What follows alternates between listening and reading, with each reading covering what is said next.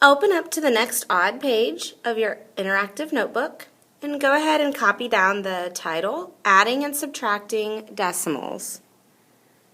Today we're going to be adding and subtracting decimals. This is actually just a quick review. We're jumping right into multiplication of decimals this week, and this is something you should already know. So we're not going to spend a ton of class time on it. If you are not familiar with adding and subtracting decimals, you need to make arrangements with your teacher to stay for tutorials. Make sure you update your table of contents, and once that's done, let's copy down the rules. The rules for adding and subtracting decimals. First, you need to line up your decimals.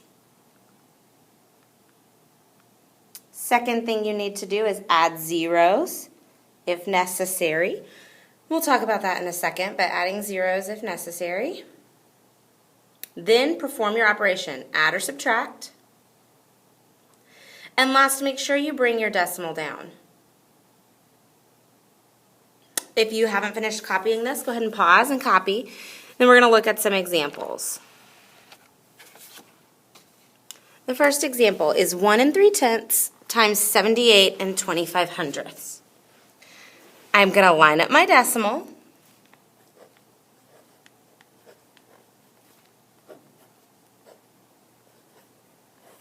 That was step 1. Step 2 is add zeros if necessary. So I'm going to add a 0.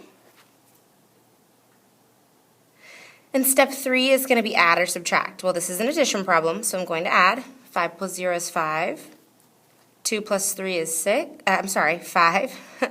8 plus 1 is 9, and 7 plus 0 is 7. Bring your decimal down as step 4, and this is your final answer, 79 55/100. The second example is a subtraction example.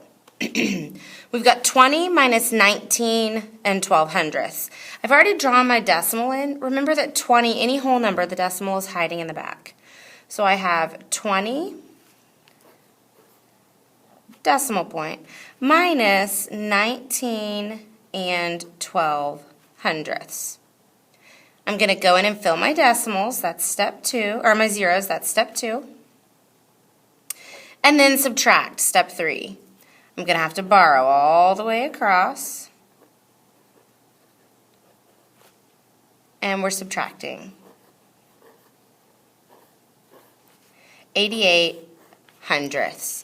If you have trouble subtracting and borrowing, you need to see your teacher for tutorials. If you have trouble lining up those decimals and adding, you need to see your teacher for some help, okay? This is not something we're going to spend a bunch of time on in class, but it is something you're expected to know. So if you need help, make sure you ask for it. Otherwise, thanks for doing your homework this evening, and we'll see you in class tomorrow.